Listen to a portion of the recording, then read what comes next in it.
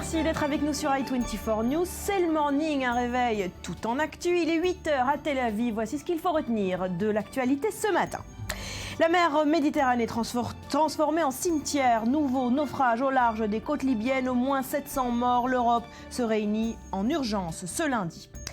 Après 3 ans au pouvoir, François Hollande a tenté hier de restaurer son image auprès des jeunes, notamment invité de Canal+ pour une interview au style inhabituel. On tente de comprendre ce matin si le président a réussi son opération séduction.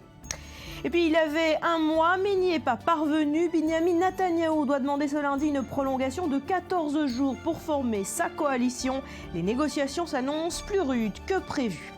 On parle également ce matin de ce scandale sanitaire à grande échelle dans la ville israélienne de Haïfa. 15% des cas de cancer dans la ville sont dus à la pollution industrielle. Un cancer sur 2 est dû à la qualité de l'air pour les enfants. Le maire ordonne la fermeture immédiate de plusieurs usines. Enfin, nous recevrons le philosophe et psychanalyste Daniel Sibony. Il nous parlera de son dernier livre, Islam, phobie, culpabilité.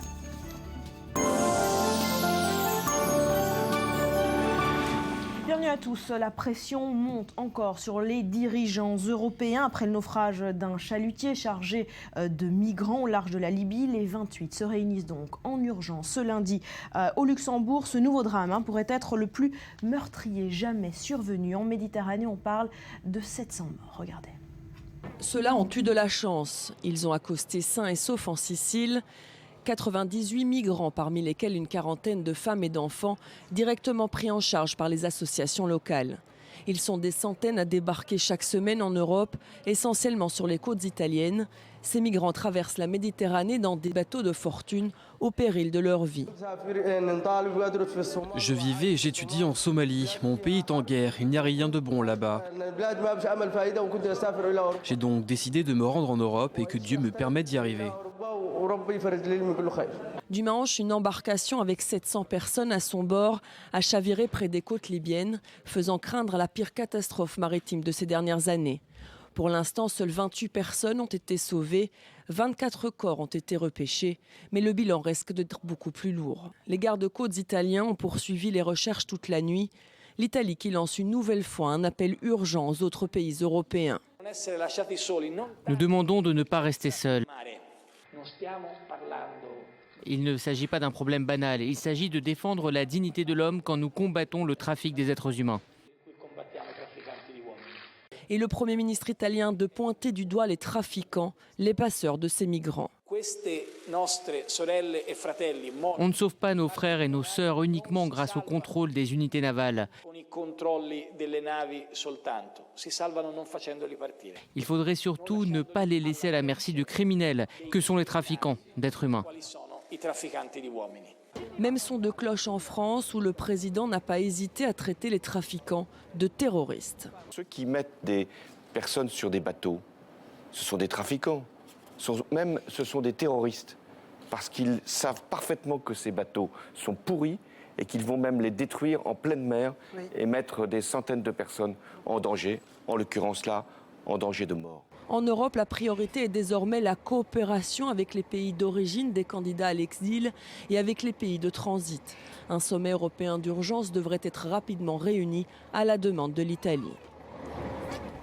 Voilà un sommet qui se tiendra donc ce lundi. Myriam, ce nouveau drame semble donc avoir poussé les dirigeants à agir immédiatement. Effectivement, on a en tout cas senti un changement de ton immédiat dans les déclarations. On ne se contente plus simplement de déplorer un drame, mais cette fois-ci, enfin, on recherche les responsables. L'Europe, l'Union européenne semble avoir compris aujourd'hui que si elle ne luttait pas contre la source du mal, c'est-à-dire essentiellement les passeurs, mais également ces conflits qui poussent ces centaines de milliers de personnes à tenter un exil au risque de leur vie, eh bien, il y aurait un problème. Et aujourd'hui, ce sont des vraies mesures, enfin, qui sont envisagées. C'est en tout cas ce que semblent évoquer les dernières déclarations, tant celle de François Hollande, qui a traité ces passeurs de terroristes, que celle de la chef de la diplomatie de l'Union européenne, Federica Mogherini. Alors, la source du problème a été aujourd'hui clairement identifiée, c'est la situation en Libye. La situation en Libye, mais pas seulement. Il faut préciser que tous ces migrants, ils viennent essentiellement effectivement des côtes libyennes, qui est un petit peu le pays le plus proche de l'Europe, et qu'ils arrivent ainsi vers l'Europe du Sud, et notamment la Sicile et l'Italie, mais pas seulement. La source, eh bien, ce sont essentiellement tous ces conflits en Irak, ou encore en Syrie, ou encore en Afrique, qui poussent aujourd'hui tous ces migrants à fuir une situation dramatique. Alors très concrètement, quelles mesures seront envisagées aujourd'hui par les 28 ? Alors les 28 aujourd'hui, eh bien, ils ont un plan d'action très clair qui, il faut le dire, est connu depuis près de 2 ans, mais qui pour le moment n'a jamais été mis en place. On parle bien sûr d'une structure de recherche et de sauvetage renforcée en Méditerranée. Plus de gardes-côtes, plus de patrouilles pour aider ces migrants qui sont en mer aujourd'hui, qui risquent les naufrages, et les aider et les accueillir en Europe. On parle aussi d'une initiative diplomatique pour un règlement pacifique de tous ces conflits dont on parlait. On parle bien sûr de la Syrie, de l'Irak et puis de la Libye. Il faut préciser que Matteo Renzi, le chef du gouvernement italien, n'y a pas été par 4 chemins, il n'a pas été pour le moment écouté. Il a appelé Barack Obama à des frappes de drones sur les côtes libyennes pour empêcher les passeurs justement de préparer ces nouveaux départs. Des passeurs qui bien souvent sont utilisés par les milices libyennes, la Libye en pleine guerre civile. Et puis le dernier point, bien sûr, c'est d'envisager le blocus des côtes libyennes et une criminalisation plus poussée de ces passeurs que François Hollande a aujourd'hui traité de terroristes dans son dernier discours. On a entendu. Merci Myriam Bethsabée. La presse européenne a fait ses gros titres ce matin sur ce nouveau drame. La presse italienne, on va zoomer sur la presse italienne, toutes tendances confondues. La presse italienne qui reprend ce terme employé par l'Agence pour les réfugiés, une hécatombe, et pour cause, il y aurait des centaines de morts, plus de 700, annonce la Repubblica, qui écrit « C'est la pire tragédie qui soit jamais arrivée ». Peut-être 900 victimes, dont une cinquantaine d'enfants, avance un survivant qui témoigne. Nous étions 950, nous étions pour la plupart enfermés dans la soute d'un bateau de pêche. Des migrants qui se trouvaient donc sur un de ces bateaux de pêche à peine salubres, qu'ils auraient d'ailleurs fait chavirer en se déplaçant d'un même côté, pris de panique à la vue d'un navire marchand qui s'approchait pour les secourir. Aujourd'hui, les secours n'en voient même plus la trace. Ce qu'ils trouvent, de la roche et du fioul. Il Fatto Quotidiano pointe du doigt la responsabilité des trafiquants, d'une part, qui auraient enfermé les migrants dans la partie inférieure du bateau, donc, et puis de l'Union européenne. Le président du Conseil, Matteo Renzi, a d'ailleurs, on vient de le dire, exigé en urgence un sommet extraordinaire sur le thème de l'immigration. L'Italie demande de l'aide, reprend la Stampa, citant le président du Conseil. Une action doit être menée au niveau européen, insiste-t-on à Palazzo Chigi. L'opération de contrôle Triton, c'est devenu un alibi pour se laver la conscience, peut-on lire dans l'éditorial du même journal. Il est temps que l'Europe comprenne que la crise libyenne est arrivée à un tel point qu'elle est devenue une question de politique extérieure et de sécurité nationale pour l'Italie et donc pour l'Europe. Et en Italie, il n'y a pas que les politiques et les éditorialistes qui appellent à l'action de l'Union européenne. Il y a le Vatican, relève Il Corriere. Après le pape hier, c'est l'archevêque de Turin qui a exhorté l'Europe à agir, et vite. Merci Bethsabée. Je vous le disais en titre, 3 ans après son élection, François Hollande était l'invité hier de Maïtena Birabin sur Canal+. Une émission plutôt décalée pour une interview présidentielle. Objectif, offrir au président le moyen de renouer avec son image plutôt sympathique de 2012. Alors est-ce qu'il y est parvenu? Réponse en images. Après 3 ans de mandat inefficace pour inverser la courbe du chômage, François Hollande affirme ne rien lâcher. Optimiste, le président interviewé sur Canal+ a martelé qu'il lui restait 2 ans pour atteindre cet objectif. Il a précisé vouloir élargir la prime d'activité aux moins de 25 ans, une mesure censée favoriser le retour à l'emploi des plus jeunes. Cette prime d'activité, ça va être pour toutes les personnes qui sont justement dans ce qu'on appelle les petits boulots, l'intérim, le temps partiel. On va leur donner un avantage supplémentaire, une prime supplémentaire pour que ça puisse être avantageux de travailler, de continuer à travailler et d'aller vers un emploi. François Hollande a également annoncé que les entreprises qui embaucheront des apprentis mineurs ne paieront pas de charges. L'opération de communication du président était en effet dirigée vers la jeunesse. Et le choix d'une émission mi-information, mi-divertissement sur Canal+ n'était pas anodin. Mais pas de réel changement ni d'annonces spectaculaires. La priorité de François Hollande était avant tout de rassurer, comme il l'a fait à propos de la loi sur le renseignement, très critiquée par les défenseurs des libertés, qui y voient un moyen de surveillance généralisée. Je saisirai le Conseil constitutionnel. Et le Conseil constitutionnel pourra regarder, lui aussi, en fonction du droit, si ce texte est bien conforme ou certaines de ses dispositions sont bien conformes justement à la Constitution. Alors que la cote de popularité du président Hollande avait spectaculairement remonté dans la foulée des attentats de janvier, elle a depuis replongé. 79% des Français se disent insatisfaits de son action. Mais tu savais, est-ce qu'il a réussi son pari, François Hollande? Que disent les journaux ce matin? Ça, pour sûr, François Hollande s'est livré à un numéro d'équilibriste. Hier, c'est l'expression employée par RFI. Et oui, émission peu classique, style incisif, public plutôt jeune. Tout ça pour un seul homme qui plus est toujours aussi impopulaire à 24 mois de la nouvelle échéance présidentielle.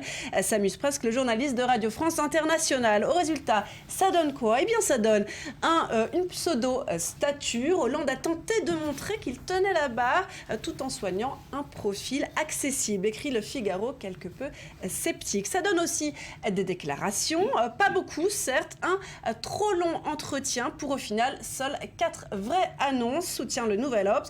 Exemple, le président s'est voulu rassurant quant à la loi sur le renseignement et ne veut rien lâcher dans la lutte contre le chômage. On rappelle que son mandat devrait d'ailleurs être jugé sur sa capacité à lutter contre le chômage, reprend Le Monde. En même temps, on ne s'attendait pas à ce que le président demande en français de le juger sur son charisme. Mais surtout, il y a les jeunes. Et oui, d'ailleurs, les jeunes et les bobos, ce seraient les nouvelles cibles du président, écrit Le Monde. Jeunes bobos et accessoirement parisiens et branchés. D'autant que la jeunesse reste le fil rouge de ce quinquennat, reprend le quotidien à un conseiller du chef de l'État.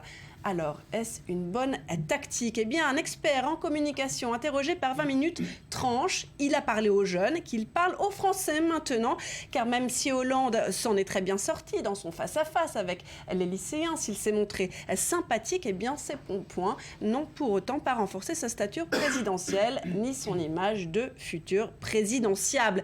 Mais monsieur le président, vous n'êtes pas complètement seul. Et oui, Libération vous a compris, vous vous seriez montré au-dessus de la mêlée en voulant saisir vous-même le Conseil constitutionnel sur la loi sur le renseignement et auriez affiché une fois de plus votre, je cite, maestria en montrant que vous étiez capable de couper l'herbe sous le pied de la droite tout en manchant votre gauche. C'est signé Libération. Heureusement qu'ils sont là pour lui. Et on va en parler avec Jean-Paul Huchon. Merci d'être avec nous ce matin. Vous êtes en direct avec nous depuis Jérusalem. Vous êtes président socialiste du Conseil régional Île-de-France. Vous êtes donc en ce moment en Israël. On va parler dans un instant de l'intervention de François Hollande. D'abord un mot sur l'objet de votre visite en ce moment en Israël.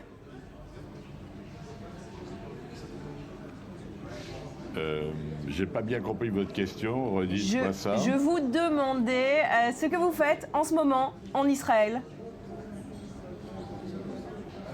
Et nous sommes là pour signer, et nous avons signé hier d'ailleurs, un accord de coopération avec le gouvernorat de Jérusalem-Est. Et nous allons tout à l'heure nous rendre sur les lieux saints. Et cet après-midi, je dois me rendre pour rendre hommage aux victimes de l'hypermarché Kasher, qui sont toutes des victimes juives, et par ailleurs aller à Yad Vashem et rencontrer des représentants de la Knesset. Voilà le programme. Alors, parlons de cette intervention télévisée de François Hollande. On le sait, François Hollande a atteint la cote de popularité la plus basse de l'histoire de la Ve République. Est-ce que cette intervention va réussir à inverser la courbe ? Vous savez, la courbe s'inversera dès lors qu'on verra des résultats de la politique économique et en particulier sur les chiffres de la croissance et du chômage. Et il ne faut pas espérer d'une interview simplement le redressement d'une cote de popularité. Simplement, je crois que le président a essayé d'être un peu atypique, humain et très proche des gens, et il a annoncé par ailleurs des mesures intéressantes sur le plan du pouvoir d'achat et du chômage. Donc il a tenté, je crois qu'il réussira à reconquérir l'opinion progressivement. Alors, François Hollande s'en est pris également hier au Front National, qui récupère à chaque élection les déçus de la gauche et du hollandisme. Je le cite, Madame Le Pen parle comme un tract du Parti communiste des années 70. Mais comment vous expliquez au Parti socialiste que le FN réussit là où le PS échoue ?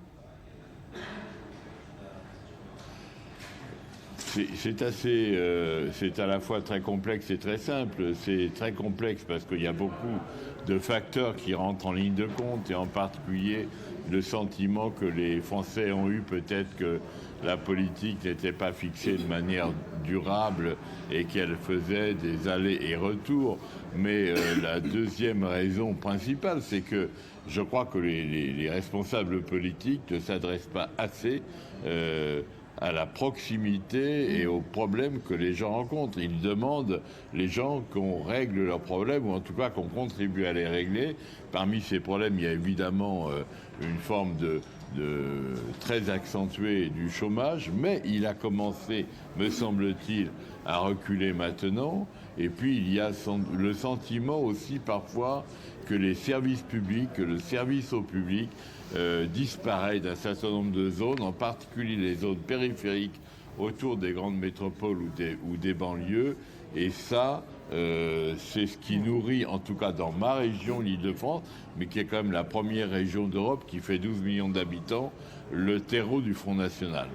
Jean-Paul Huchon, merci infiniment d'avoir été en direct avec nous ce matin depuis Jérusalem. Rudy, sur Internet, cette intervention a été énormément suivie et commentée. Oui, alors on l'a dit, on l'a répété, le but quasi avoué, c'était la reconquête du public jeune, voire bobo, public très connecté évidemment sur Internet, mais contre toute attente, c'est la classe politique qui s'est enflammée en priorité sur les réseaux sociaux. Nicolas Sarkozy n'a pas tweeté cette intervention, mais il a retweeté, c'est, on le rappelle, c'est de partager le tweet d'un autre. L'autre, c'était notamment Éric Woerth, ministre du Budget et du Travail de Nicolas Sarkozy. Il a estimé que finalement, François Hollande avait quasiment un discours de droite, en tout cas sur le plan économique. Il disait valeur travail, RSA, activité. Cette prestation sonne comme un hommage à Nicolas Sarkozy. Alors, ce qui a interpellé en tout cas les internautes, Rudy, c'est cette séquence où le président s'est adressé directement aux lycéens. Oui, alors évidemment, il était là en tant que président, il a pris de la hauteur, il a contrôlé sa communication, il a fait peu d'annonces, on l'a dit avec Betsabé, mais il a accepté donc de faire face à ces 4 lycéens d'un lycée de Thiers qui étaient en classe de seconde. C'était un moment assez fort qui a été salué pour sa spontanéité, comme l'a déclaré Chantal Joanneau par exemple sur Twitter. La discussion a duré donc une dizaine de minutes et on a beaucoup parlé de laïcité et notamment de Dieudonné. Alors pour certains, de ces jeunes qui disaient ne pas être Charlie, eh bien Dieudonné est perçu comme un comique, comme un autre, et pour eux, il y avait un traitement incompréhensible, spécial, accordé à l'antisémitisme. C'est alors que François Hollande, lui, s'est mué en prof d'histoire carrément pour leur rappeler ce qu'était l'Holocauste et en quoi cela était particulier. Alors pour Claude Askolovitch, par exemple, le journaliste, il a tweeté que cette séquence de François Hollande qui expliquait la Shoah à 2 lycéens intelligents et gentils et gentiment dieudonistes était un signe des temps. Pour d'autres, ces lycéens n'avaient pas conscience de la gravité de leurs mots, et en tout cas pour d'autres tweetos comme Salomé Rainbow, cet instant avec les jeunes avait donné un côté mitterrandien à François Hollande. Merci beaucoup Rudy. Voilà pour cette intervention de François Hollande. Un chiffre à présent, 15% des enfants du Moyen-Orient ne sont pas scolarisés, le plus souvent à cause de la pauvreté. Cyril, on parle de millions d'enfants. 21 millions, Barbara, c'est le nombre d'enfants non scolarisés où on passe de quitter l'école dans la région du Moyen-Orient et d'Afrique du Nord. Voilà ce que révèle donc cette semaine un rapport conjoint annuel de l'UNICEF et de l'UNESCO rendu public il y a quelques jours à Beyrouth. Alors c'est énorme, c'est près d'un enfant sur 4 qui n'est pas scolarisé dans notre région, un phénomène qui touche particulièrement les enfants du primaire et du pré-primaire. Alors pour sensibiliser et les opinions publiques et les preneurs de décision dans cette région, les 2 institutions onisiennes ont décidé de communiquer, notamment avec cette vidéo que je vous propose de regarder tout de suite. Vous me connaissez. Vous me voyez tous les jours dans la rue. Parfois, je vous fais sourire. Je ne vais pas à l'école. Ma famille a besoin de mon aide. Je vends des fruits pour gagner un peu d'argent. Je vends des glaces. Si je ne travaille pas, on n'a pas assez à manger. Je reste à la maison et je fais les corvées ménagères. Les gens disent, à quoi bon aller à l'école si tu vas te marier? Je veux aller à l'école, mais mon père dit c'est trop dangereux. Avant j'y allais, mais on était trop d'élèves. Un de mes professeurs me frappait.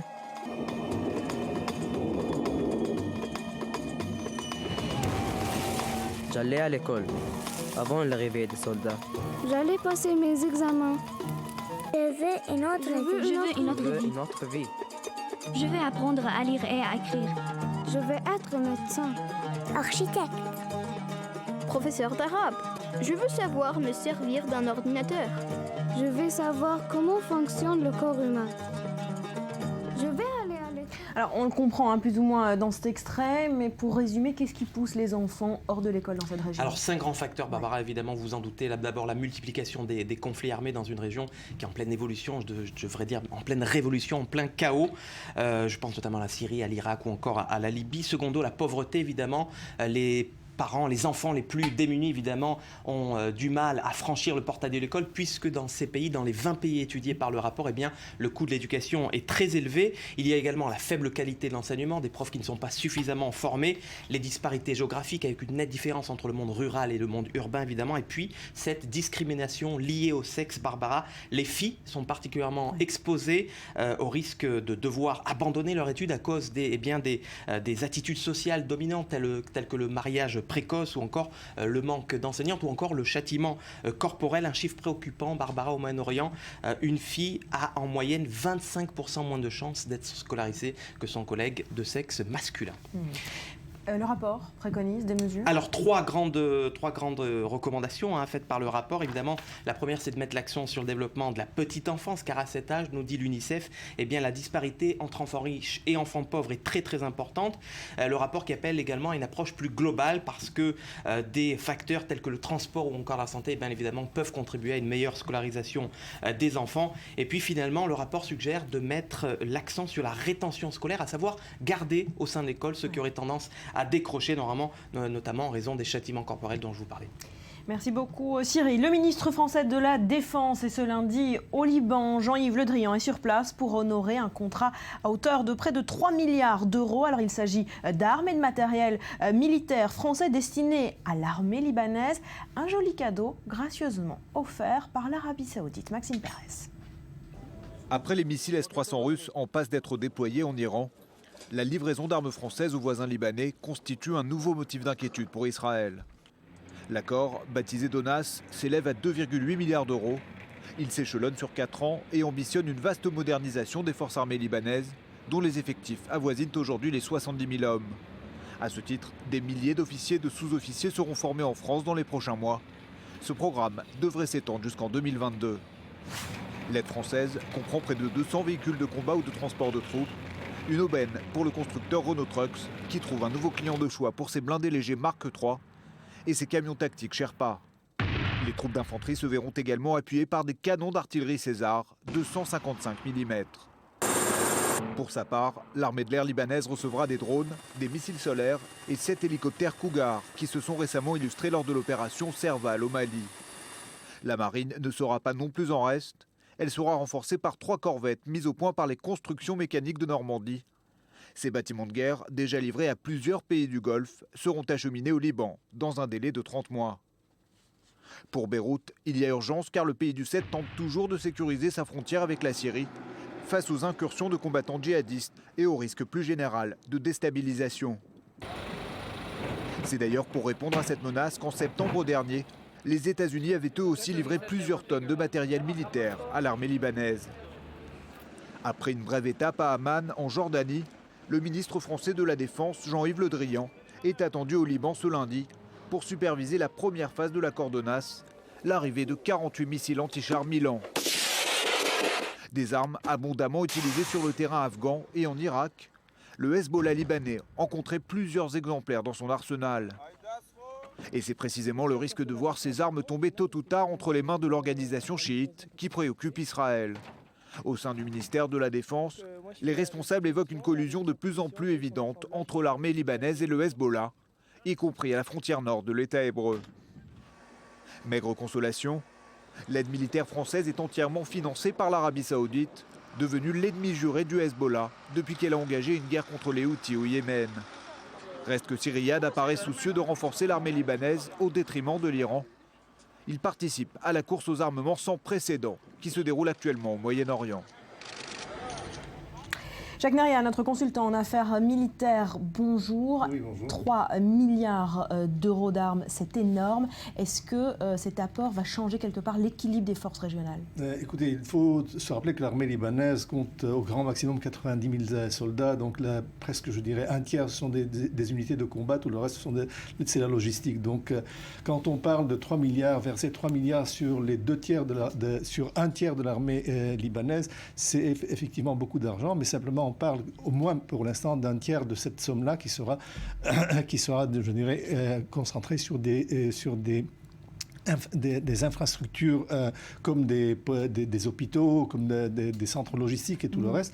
N'empêche que c'est beaucoup d'argent pour un pays, pour une petite armée comme l'armée libanaise. Et pour un pays souverain, pourquoi le Liban a besoin d'un tel renforcement militaire? Est-ce que ses frontières sont directement menacées? Écoutez, le Liban aujourd'hui est menacé par les djihadistes. Effectivement, du côté de sa frontière est, face avec la frontière syrienne, du côté de Zabadani, Arsal, il y a une concentration djihadiste de Jabhat el-Nusra et Daesh qui essaient de pénétrer par ces petits villages Arsal dans l'anti-Liban pour pénétrer dans la Beka et en fait arriver jusqu'au port, un port maritime, c'est naturellement Tripoli.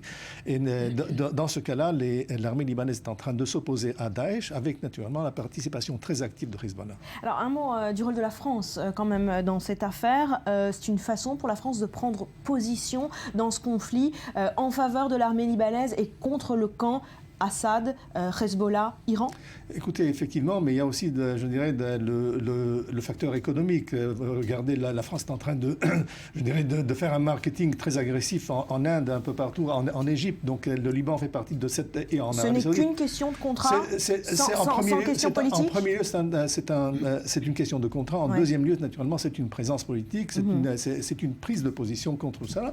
Il faut se rappeler qu'en fin de compte, que la coopération entre l'armée libanaise et le Hezbollah est tellement intime que finalement le doute que certaines de ces armes arrivent dans les mains de Hezbollah était très actuel. Alors pour conclure, on l'a dit, c'est un don de l'Arabie saoudite, c'est 3 millions de dollars, 3 milliards, cette guerre d'influence entre l'Arabie saoudite et l'Iran, elle est faite pourquoi? Quel rôle veulent jouer ces deux pays dans la région? Quelles sont leurs ambitions? Écoutez, l'Iran essaie d'être la puissance hégémonique du Moyen-Orient. Elle contrôle aujourd'hui 4 grandes capitales arabes. Et naturellement, ce qui se passe aujourd'hui au Yémen n'est pas tout à fait du goût des Iraniens. Il y a une lutte entre, je dirais, l'islam chiite et l'islam sunnite, mais c'est une lutte politique entre le sunnisme politique et le chiisme politique. Merci beaucoup. Jacques Neria. À suivre dans le Morning, il avait un mois, mais il n'y est pas parvenu. Binyamin Netanyahou va demander ce lundi une prolongation de 14 jours pour former sa coalition. Les négociations s'annoncent donc plus rudes que prévu. On en parle après un nouveau journal complet. Vous retrouvez Daniel Atlan dans 2 petites minutes. Ne bougez pas.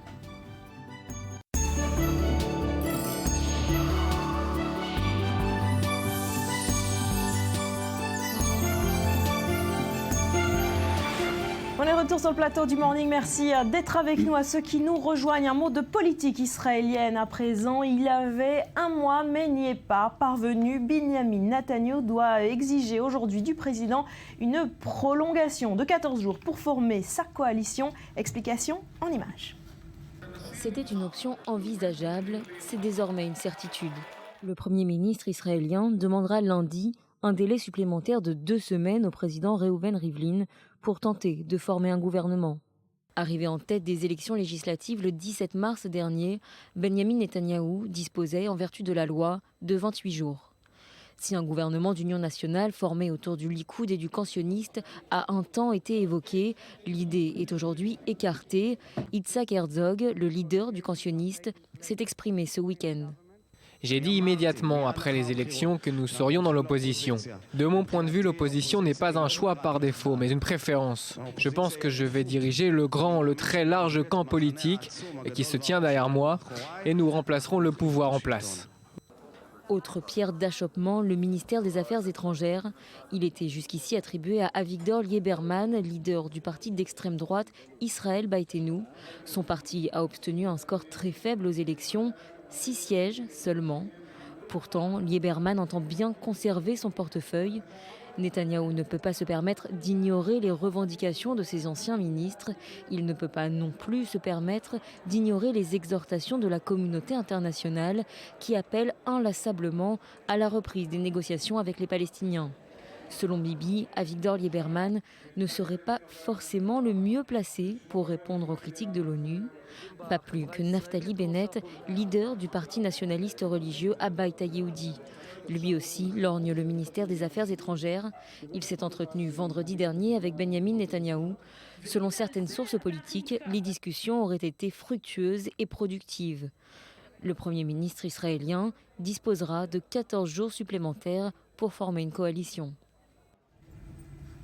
Maurice, cette demande de prolongation est la preuve des difficultés rencontrées par Benyamin Netanyahou ou alors c'est une stratégie toute calculée par le Premier ministre? Écoutez, Benyamin Netanyahou n'est pas son premier gouvernement. Il a déjà formé 3 gouvernements et à chaque gouvernement, on a vu que le Premier ministre a utilisé jusqu'au bout les possibilités que lui fournissait la loi. Donc on peut supposer qu'il va obtenir une prolongation de 14 jours et qu'il ira pratiquement jusqu'au 7 mai pour nous annoncer la formation du nouveau gouvernement. C'est une stratégie qui lui permet de faire baisser les exigences de ses partenaires potentiels. Voilà, de maintenir la pression jusqu'au bout sur ses partenaires. Alors justement, apparemment avec ses partenaires naturels, les choses semblent aller plus ou moins facilement. Là où ça coince, c'est avec Naftali Bennett.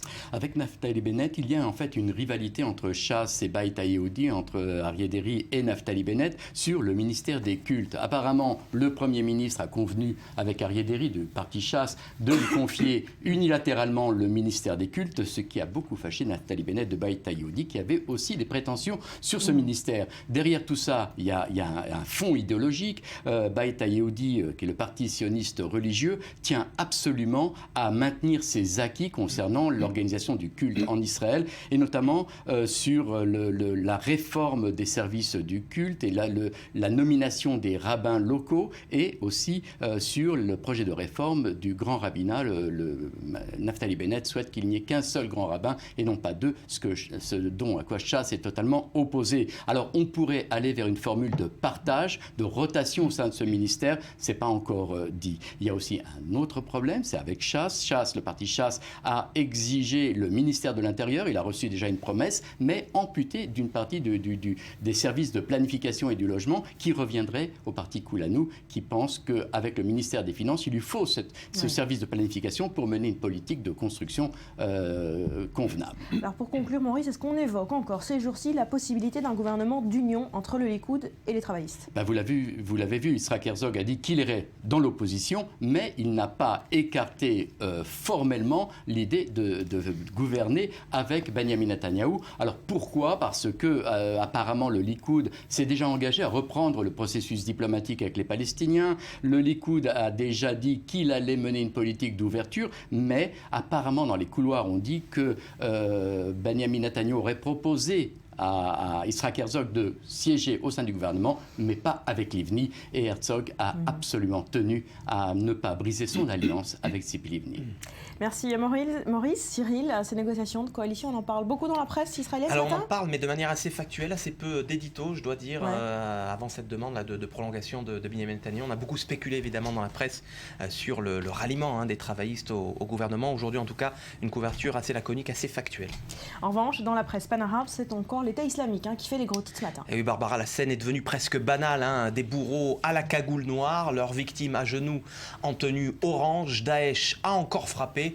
C'est à lire ce matin en une du quotidien pan-arabe Ashaq al-Awasat, l'organisation de l'État islamique qui défie les autorités libyennes, nous dit le journal, en exécutant, vous le voyez, des dizaines d'Éthiopiens chrétiens sur son territoire. Alors dans une vidéo de 29 minutes dans laquelle Daesh précise ses rapports avec le christianisme, les djihadistes nous disent que les chrétiens n'ont d'autre choix que celui de prendre le statut de dhimmi, de soumis accordé aux non-musulmans en terre d'islam, ou alors de finir comme ces 30 Éthiopiens que vous voyez donc ici en une du journal, égorgés, fusillés sur une plage de Méditerranée. Ça s'est passé au nord de la Libye. Et puis Daesh en bonne place également dans les colonnes du Ashaq al-Awasat, toujours avec cet exode massif en Irak. Plus de 90 000 personnes, c'est énorme, ont fui les combats entre les forces gouvernementales irakiennes et l'État islamique. Ça s'est passé dans les régions de Ramadi, à l'ouest de Bagdad.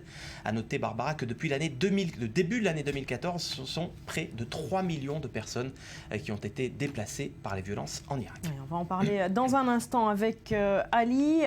Pour l'heure, on apprend ce matin qu'Israël ne dépêchera pas de représentants de haut rang en Russie pour les commémorations du 70e anniversaire de la victoire des Alliés sur les nazis. On est dans une brouille diplomatique là. Exactement, et on doit cette indiscrétion justement au correspondant diplomatique du Haaretz, le journal de gauche. Il s'appelle Barak Ravid. Alors à l'origine, nous dit Barak Ravid, c'est la ministre Sofa Landwehr qui devait représenter l'État hébreu à la parade militaire du 9 mai prochain sur la place Rouge. Eh bien, Vladimir Poutine, Barbara, devra se contenter de la présence de l'ambassadrice d'Israël à Moscou. Elle s'appelle Dorit Goldner. Jérusalem, écrit le Haaretz, se joint donc aux réticences des dirigeants occidentaux qui vont, vous le savez, bouder l'événement. C'est en raison du fossé qui les sépare de Moscou sur la crise ukrainienne. Mais ce qui agace Israël, nous dit Barak Ravid, eh bien, c'est cette vente de missiles russes à l'Iran, ce fameux S-300 qui ne passe toujours pas à Jérusalem. Alors la crise avec la Russie s'accentue, titre le Maariv de son côté, qui rappelle que Netanyahou avait fait part de son inquiétude à Poutine concernant cette initiative qui, selon lui, ne manquera pas d'augmenter l'agressivité de l'Iran dans la région. Voilà, et puis la presse israélienne titre ce matin également sur la journée du souvenir qui démarrera demain soir pour rendre hommage aux soldats tombés au combat. Oui, avec ce titre, Mon père, ce héros, peut-on lire ce matin en une du quotidien de centre-droite, Maariv, avec ces lettres, vous le voyez, adressées à titre posthume par des orphelins israéliens dont le père n'est pas revenu du champ de bataille. Des jeunes orphelins reçus hier par le Premier ministre Benyamin Netanyahou. 5 d'entre eux, souligne le journal, ont perdu leur père durant l'opération de cet été, l'opération Bordure protectrice.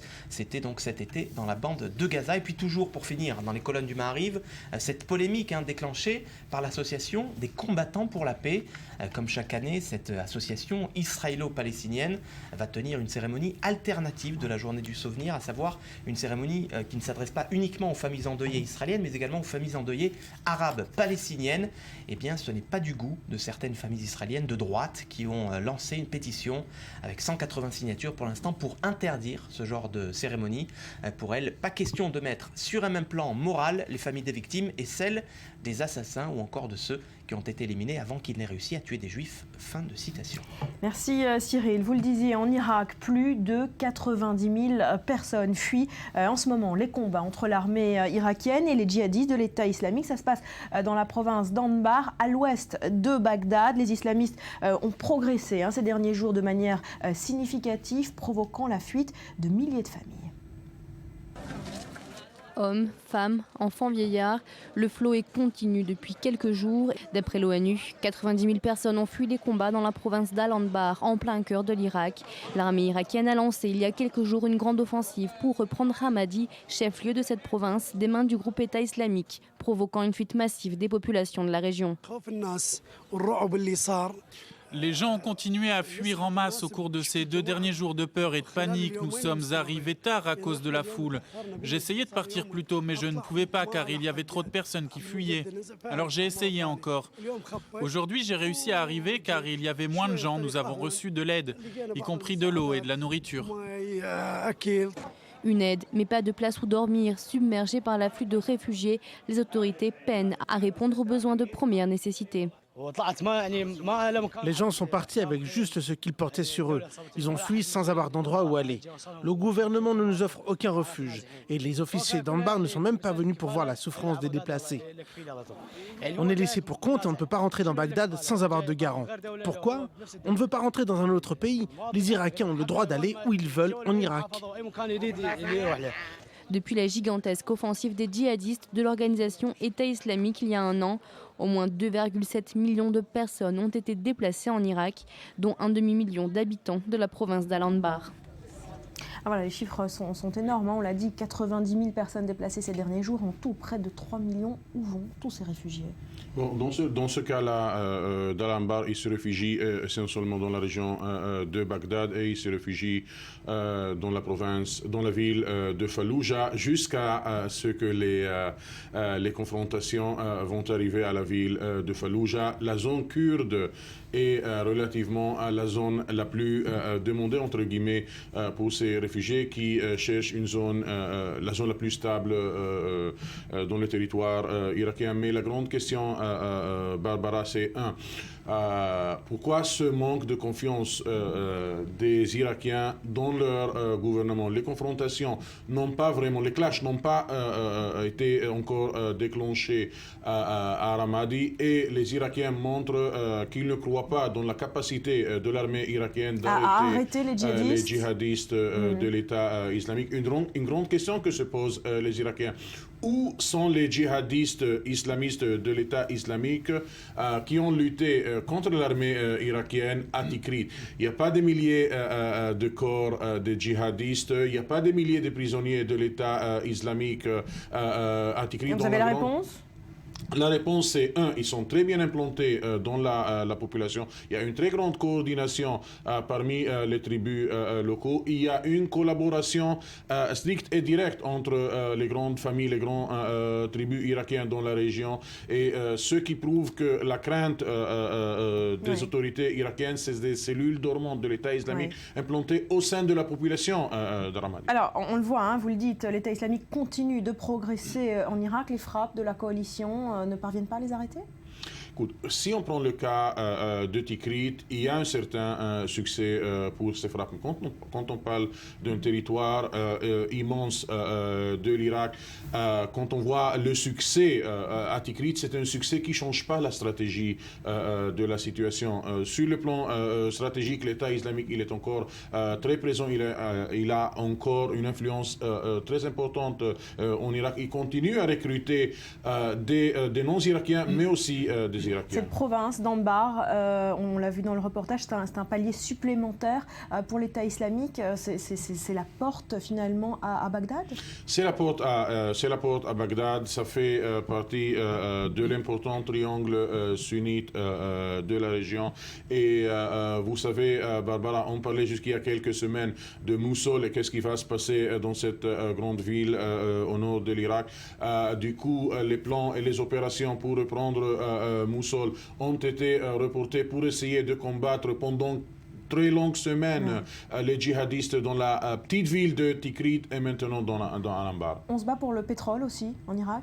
Sans doute, on se bat pour le pétrole, mais on se bat aussi pour essayer d'arrêter l'Arabie saoudite, de ne pas penser qu'elle peut refaire le scénario yéménite en Irak. Il y a des reportages au sein du gouvernement irakien qui disent que l'Arabie saoudite commence à réarmer des milices irakiennes ou des milices sunnites en Irak pour qu'elles battent l'armée officielle irakienne et le gouvernement irakien.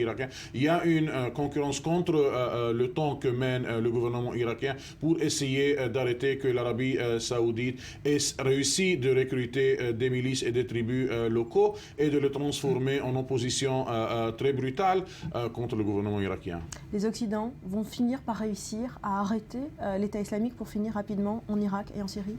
Je ne vois pas ça. Vous savez, Barbara, l'Occident soutient l'Arabie saoudite au Yémen contre les Houthis.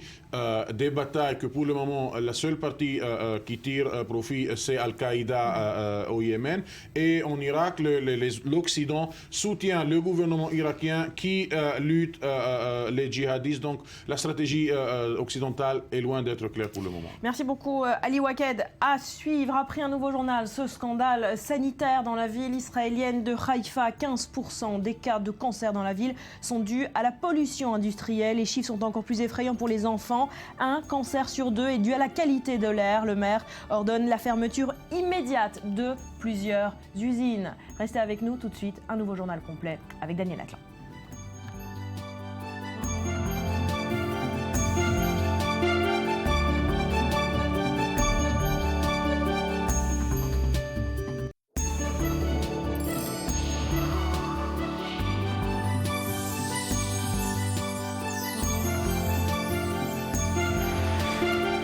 Sur le plateau du Morning, merci d'être avec nous. Bon réveil à ceux qui nous rejoignent. On en vient à ce scandale sanitaire à grande échelle dans la ville israélienne de Haïfa. 15% des cas de cancer dans la ville sont dus à la pollution industrielle. Le maire a exigé la fermeture immédiate de plusieurs usines. Explication en images. Haïfa est l'une des villes les plus polluées d'Israël. Le constat est accablant pour la 3e ville du pays. Selon un reportage de la 2e chaîne de télévision israélienne, le taux de cancer est plus fort dans cette cité du Nord que partout ailleurs à cause de la pollution de l'air. Je vois beaucoup plus de malades que par le passé. À l'hôpital Hadassah, la surcharge de malades est énorme à cause de la pollution.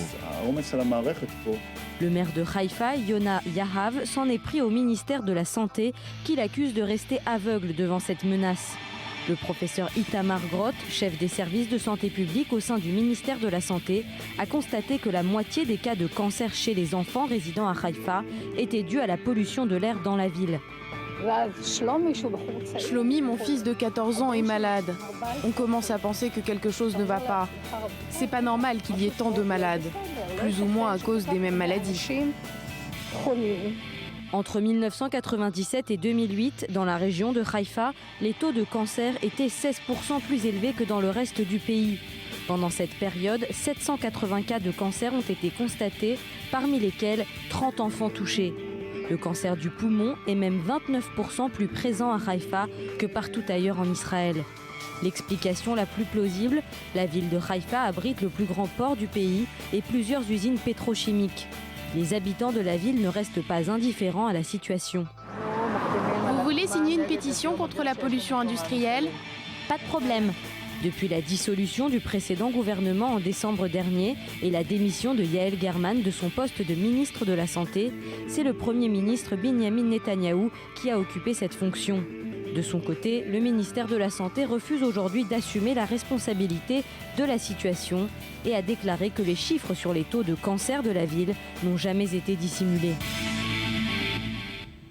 Maurice, le maire de Haïfa a bloqué ce matin encore l'entrée aux raffineries de pétrole de sa ville après avoir publié hier un décret de fermeture immédiate. C'est la panique, Haïfa. La panique, mais surtout un bras de fer énorme entre la municipalité de Haïfa et les autorités publiques chargées du bien-être des habitants. Alors, ce dernier rapport publié par le ministère de la Santé qui montre que dans la région de Haïfa, les risques de cancer sont doubles chez les enfants de moins de 14 ans a provoqué effectivement la panique. Le maire de Haïfa est irrité. Il accuse les autorités publiques de ne rien faire pour régler le problème, qu'au vu des rapports du ministère de la Santé, le taux, dit-il, de pollution atmosphérique dans la région a été réduit au cours des 3 dernières années. Vous voyez, il y a un conflit entre la municipalité et les autorités publiques. Si des rapports des services de santé et de l'environnement arrive à des conclusions différentes, qu'on m'explique la contradiction, a déclaré le maire de la ville. Je ne prends aucun risque de mon côté avec la santé des enfants. L'opposition municipale et les écologistes accusent le maire, lui, de n'avoir rien fait au cours des années et au contraire révèlent des projets pour développer les industries pétrochimiques dans la région. Les enjeux sont considérables. Ça rappelle un petit peu la guéguerre entre Anne Hidalgo et Ségolène Royal en France, entre le gouvernement et la mairie. Et les autorités locales. Vous l'avez dit, c'est un bras de fer entre les industries polluantes et la municipalité sur fond d'enjeux économiques énormes, en fait. C'est là le problème. Exactement. Alors d'abord, il faut parler des revenus fiscaux pour la ville, quelques dizaines de millions d'euros par an. Et dans ces conditions, pas question de délocaliser dans le Negev comme ça avait été prévu. Et il faut savoir aussi que les industries pétrochimiques importent du pétrole brut, en provenance souvent de Russie ou de la mer Caspienne, et réexportent des carburants raffinés vers des clients du Proche-Orient. Et encore une fois, dans cette région, tous les problèmes prennent des proportions diplomatiques énormes. Il faut savoir qu'en 2014, près de 40% des revenus des industries pétrochimiques de la région de Haïfa provenaient des exportations et non pas des besoins du marché local. Du marché local. On sait aussi que près de 50% de ces exportations de gasoil se font vers la Turquie et 30% vers Chypre, ce qui a fait dire à de nombreux habitants de la ville, on sacrifie la vie de nos enfants à des intérêts économiques purs. Alors, il faut savoir que la ville de Haïfa compte 250 000 habitants, la région 500 000, donc un demi-million tout de même, et sur 4% du territoire israélien seulement, pour la région de Haïfa, on compte 25% d'industrie pétrochimique du pays, ce qui est énorme. Et effectivement, vous voyez, les intérêts sont considérables. Voilà, une population civile furieuse, en tout cas, on les comprend. Merci beaucoup.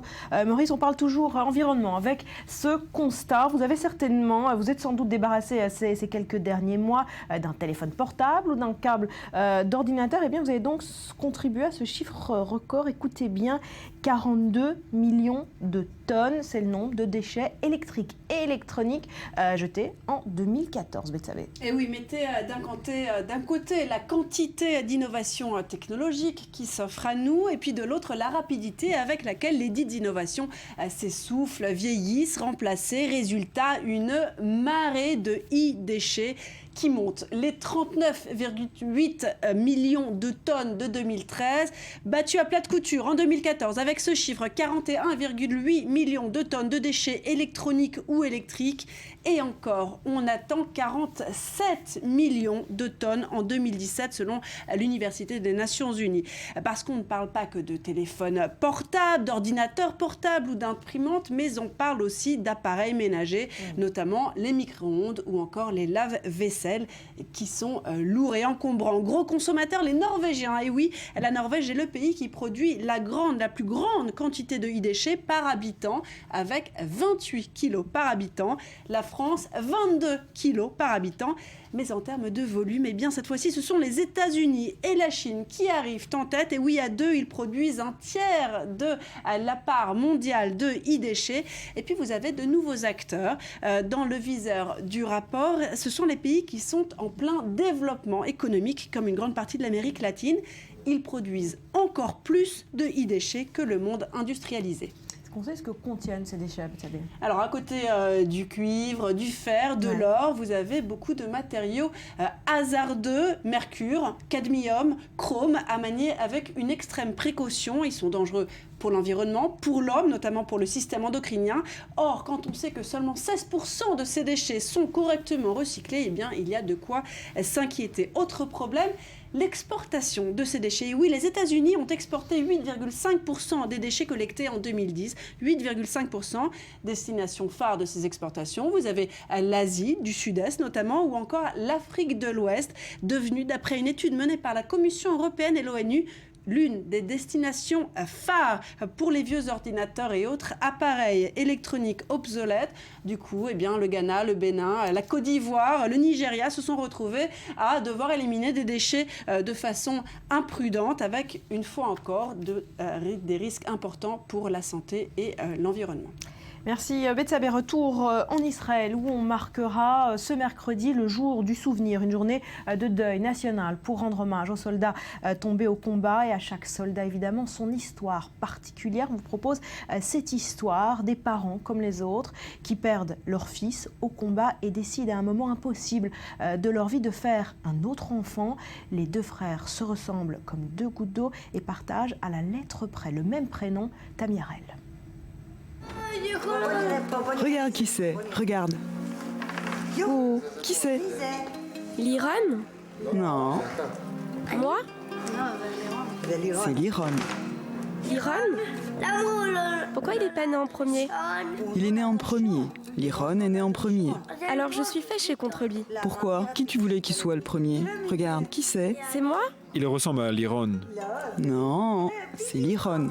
Regarde, c'est une copie. Vous vous ressemblez comme deux gouttes d'eau. Nissan, le deuxième fils de Péri et Meir, a 17 ans.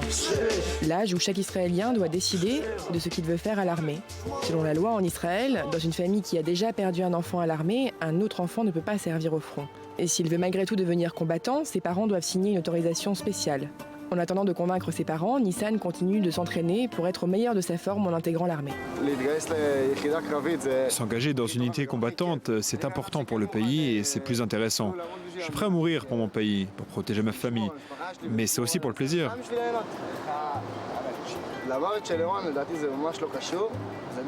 Ça n'a rien à voir avec Liron, c'était pareil avant. Avant sa mort, il me racontait ce qu'il faisait. Ces choses-là peuvent influencer n'importe quel enfant, mais ça m'a accompagné pendant toute mon adolescence. J'en ai toujours rêvé, et j'en ai rêvé même après la mort de Liron.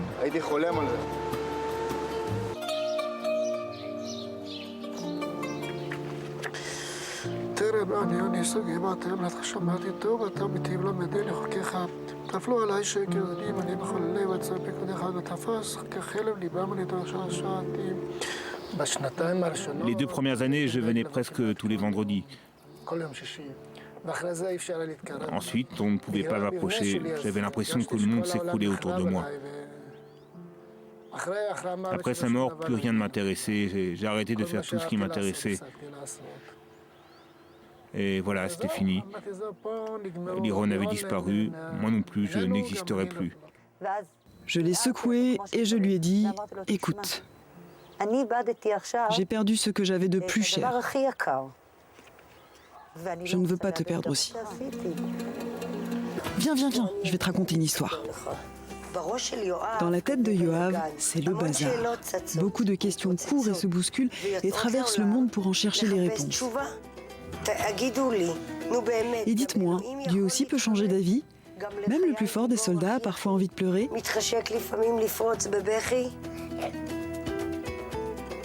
C'est qui le soldat? Liran. On va dormir? Oui, allez. Bravo mon chéri. Voilà, c'est un reportage que vous pourrez retrouver dans son intégralité dans l'émission Reportage avec Stéphane Calvo dès ce soir après le Grand Direct.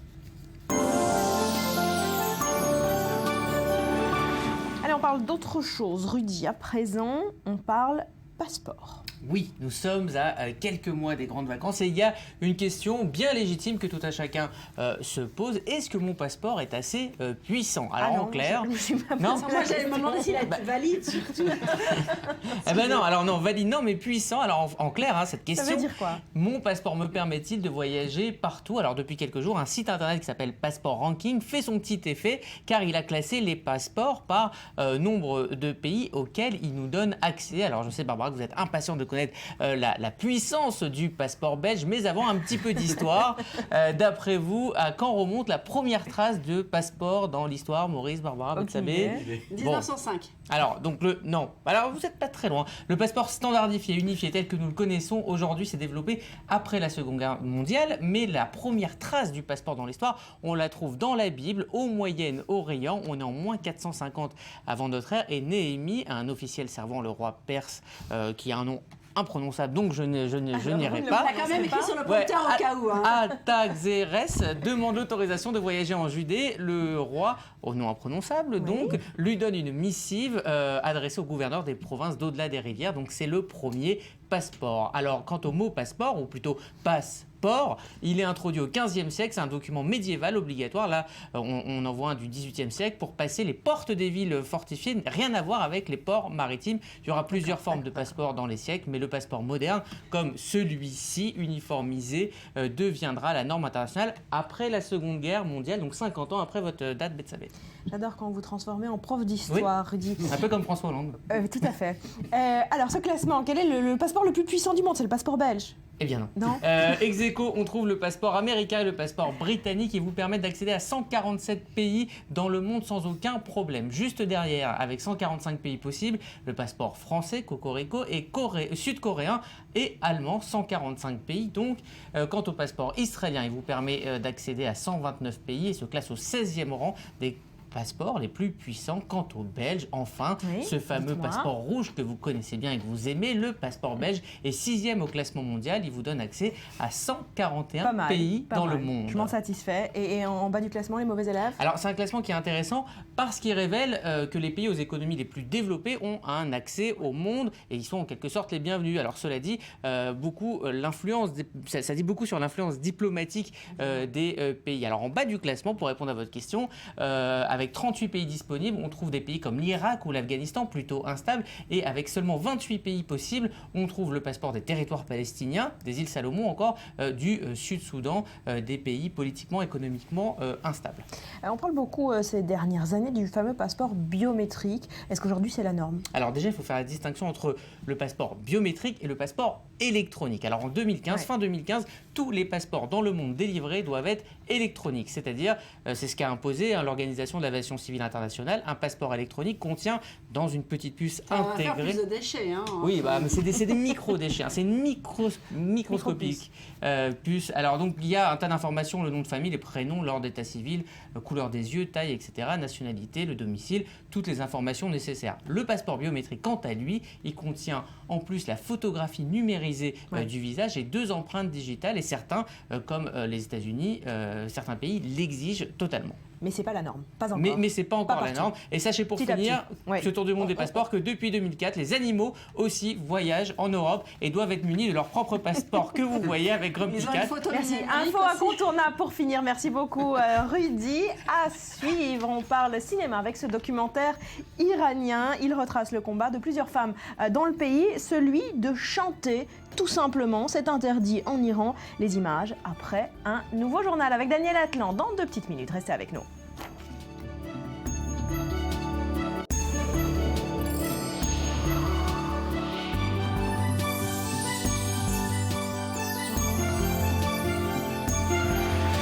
Merci d'être avec nous sur le plateau du Morning. On continue de balayer l'actu de ce lundi avec ces infos en bref et en images.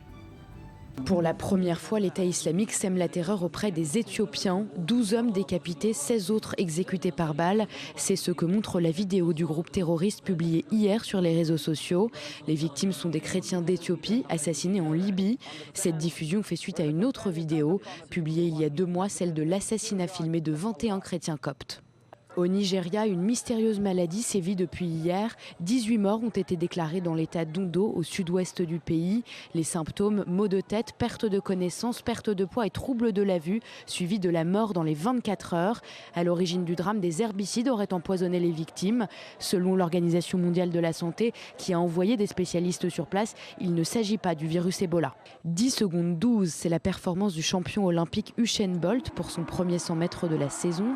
Même s'il a remporté la course hier à Rio, au Brésil, le Jamaïcain a été un peu moins rapide qu'espéré.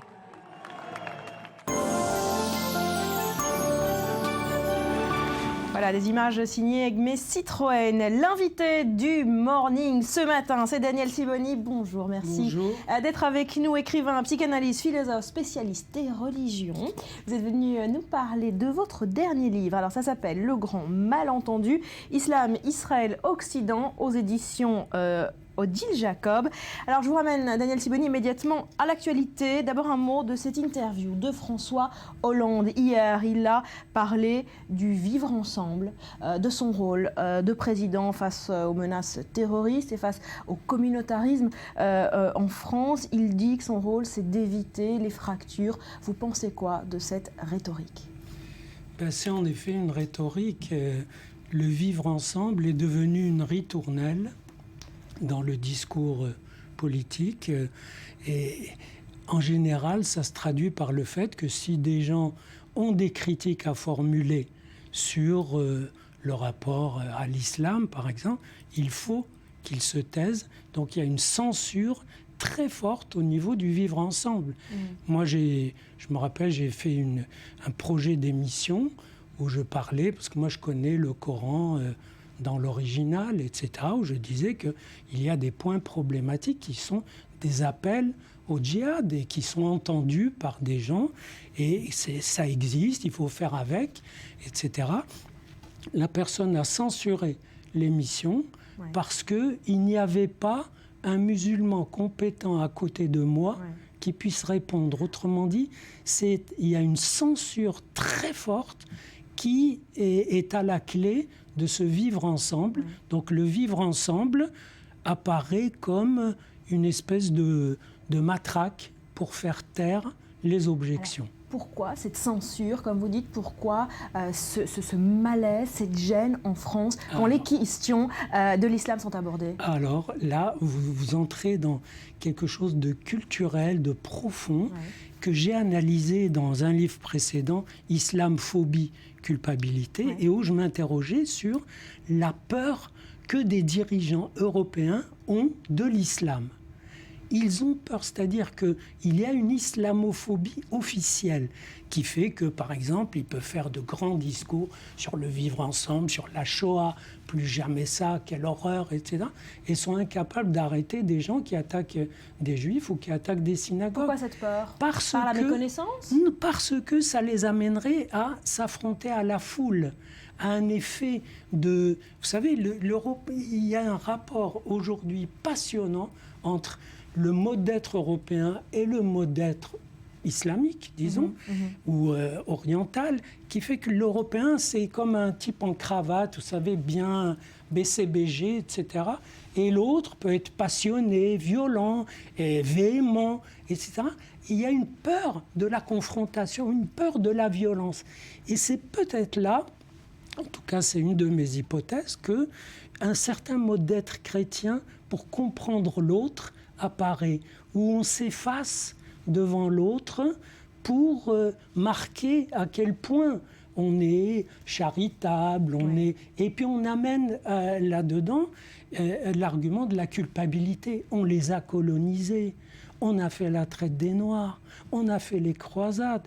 3 arguments clés qui sont étonnants, parce que les croisades, l'islam en a fait avant les croisés, la traite des Noirs, le monde arabe en a fait plus que l'Europe, et le colonialisme, l'empire islamique s'est constitué par colonisation successive. Donc c'est pour vous dire que ces arguments de culpabilité ne tiennent pas.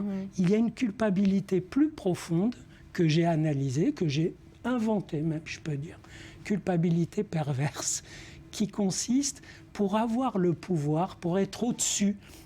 Vous voyez, on serait un groupe ici, si quelqu'un veut prendre le pouvoir dans ce groupe, il dirait oui, vous êtes en train de parler, mais nous n'avons pas vu ceci, nous n'avons pas compris cela, etc. Et tout le monde se tait, et c'est lui qui a la parole. Alors, vous, dans votre thèse, vous évoquez également la question du djihad. Pourquoi la France, à votre avis, est le premier pays européen pour le nombre de candidats au djihad ? Parce que c'est le plus tolérant et c'est celui qui pose le moins de problèmes justement au nom du vivre ensemble. C'est-à-dire que vous avez, et je vais vous faire un schéma très simple. Moi, je suis un immigré, je suis venu du Maroc à Paris. Et c'était dans les années 50, 60.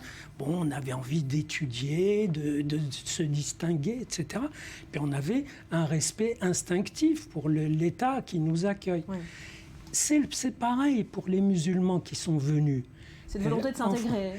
L'envie de vivre, de s'intégrer, etc. Mais la génération suivante a révélé que les enfants, et ça c'est le psychanalyste qui vous parle, que les enfants expriment des rancœurs que les parents ont refoulées. Et donc, dans une crise identitaire finalement. Une crise, bien sûr, ils veulent assumer l'identité que les parents ont un peu gommée ou mise de côté, et il y a une réaffirmation identitaire très forte. Or, et ça fait partie d'un déni de la situation, dans les couches culturelles, etc.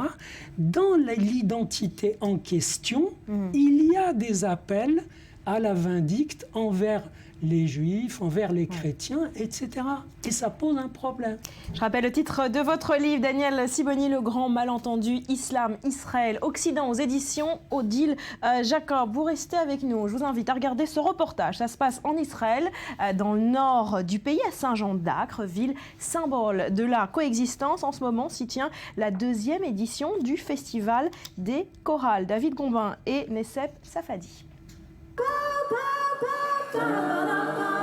Bienvenue à Saint-Jean-d'Acre. Celle qui aura résisté aux troupes de Napoléon a succombé au plus élaboré des instruments de musique, la voix. Pour la 2e année consécutive, elle accueille le festival des chorales, la Zimria. Mais cette fois-ci, c'est 100% a cappella. L'important, c'est de participer. Dans cette cave voûtée se retrouvaient autrefois les croisés. Aujourd'hui, les amateurs d'a cappella sont ceux venus gravier quelques conseils techniques auprès des Swingle Singers. Les Britanniques, maîtres de vocalise, ouvrent leurs répétitions au grand public.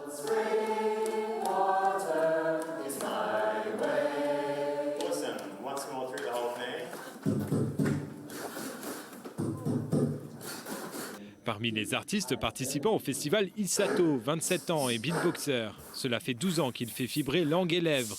Il anime aussi des ateliers et prouve qu'il n'est jamais trop tard pour apprendre à beatboxer. On est tous imprégnés de musique, on aime tous la musique a cappella, donc c'est quelque chose qui les intéresse, peu importe l'âge. Juifs, chrétiens, musulmans, Saint-Jean-d'Acre est symbole de cohabitation et ça s'entend.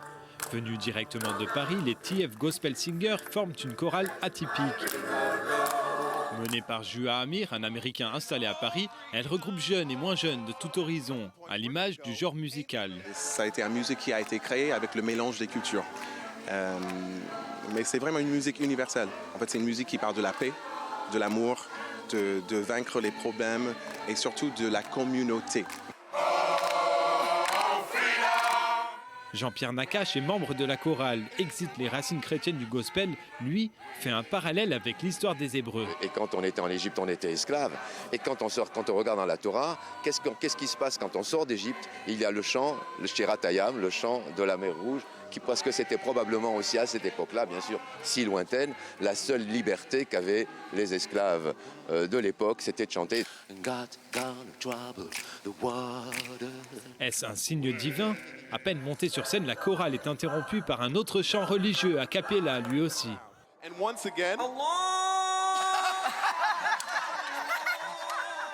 Le clou du festival, les Swingle Singers. Fondés en 1962 à Paris par Ward Swingle, ils interprètent du classique en scat, du jazz vocal. Plus de 50 ans et 4 Grammy Awards plus tard, c'est évidemment une formation rajeunie qui se produit au cœur de la citadelle.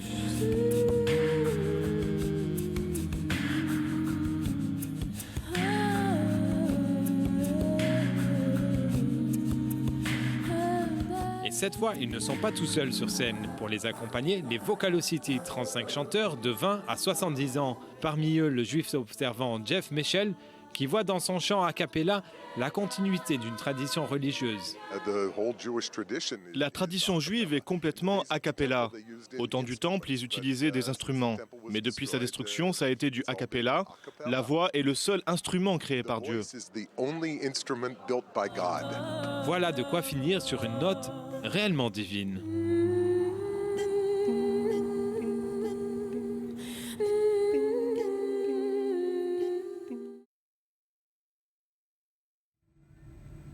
Daniel Sibani, vous en pensez quoi? Ça désamorce les tensions religieuses?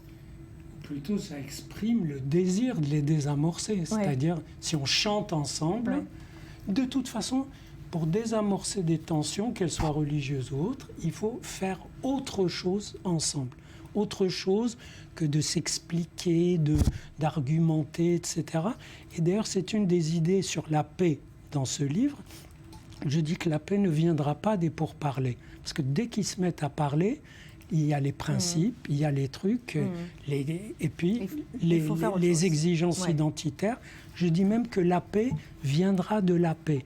Ça veut dire, si ils arrivent à vivre un petit peu ensemble, mais réellement, pas sous l'emblème vivre ensemble. Si effectivement, il y a, on chante, on fait, on fabrique. Alors justement, on va continuer de chanter, cette fois en Iran. Laetitia, vous êtes venue nous présenter un documentaire sur le combat de femmes, celui tout simplement de chanter.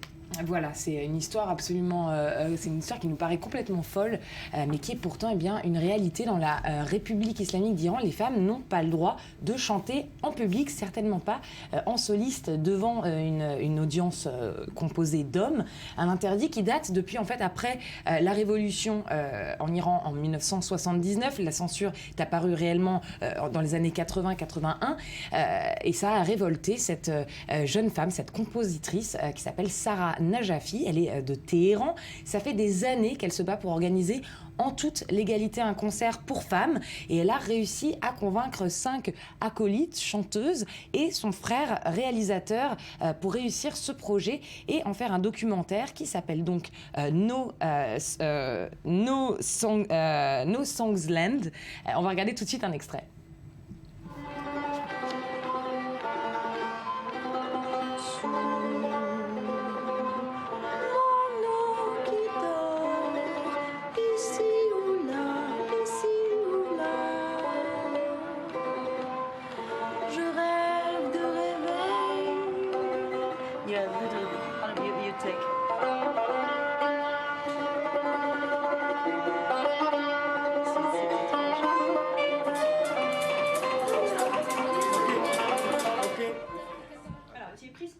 réalisatrice. Alors en fait, elle s'y est prise, elle l'a fait principalement en caméra cachée, ce documentaire, ou du moins en tout cas elle s'est rendue au ministère, on l'a pas vu dans cet extrait, mais elle se rend plusieurs fois au ministère de la Culture iranienne afin de décrocher une autorisation pour son concert de femmes. Donc elle y va micro caché, elle est recouverte de la tête aux pieds de noir, alors que c'est une femme qui s'habille généralement en couleur, et elle tente de défier le pouvoir de la censure. C'est dans ces séquences où justement on n'entend que le son, on ne voit pas d'image, qu'on entend discuter notamment avec un théologien sur un ton des plus sérieux. Le religieux va lui expliquer que la fréquence de la voix de femme ne doit pas dépasser une certaine limite. C'est complètement, d'entendre quelque chose comme ça paraît pour nous en tout cas complètement incroyable et limite stupide.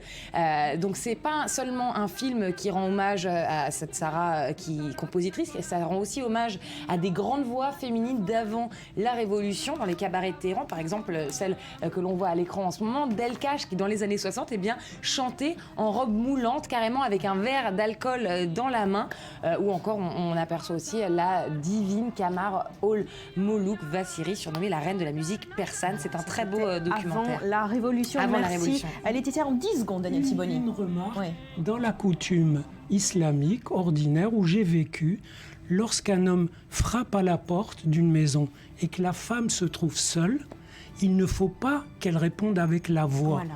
Elle frappe des mains. Ce tabou de la voix féminine. Merci beaucoup Laetitia, merci Daniel Siboni d'avoir été avec nous ce matin et merci à vous de nous avoir suivis. Merci de votre fidélité. Je vous retrouve avec grand plaisir dès demain. Passez une belle journée. Portez-vous bien.